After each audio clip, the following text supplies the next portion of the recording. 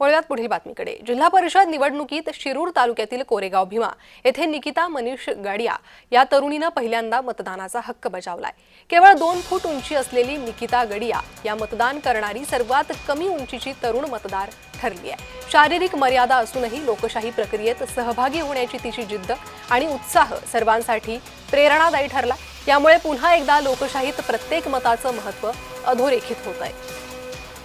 तर निकिता गाडिया हिच्याशी बातचीत केली आहे आमचे प्रतिनिधी अमोल दरेकर यांनी। पाहूया। आपल्यासोबत अशी एक व्यक्ती आहे, खरं तर उंचीने लहान जरी असली, दिव्यांग असली तरी तिने लोकशाही सुदृढ करण्यासाठी आपला मतदानाचा अधिकार बजावलेला, ती स्वतः आपल्या सोबत आहे। काय तुझं नाव आहे आणि तुझं वय काय? माझं नवीन माहित नाही। मी 2004 ची। 2004 ची। तुझं नाव काय पूर्ण? निकिता मनीष गडिया। निकिता मनीष गडिया। तू मतदान किती वेळा केलंय? गुपितेला पहिल्यांदा केलंय। खरं तर तुला असं वाटतं का की आपण मतदान केलंय, दुसऱ्यांनी सुद्धा मतदान करावं?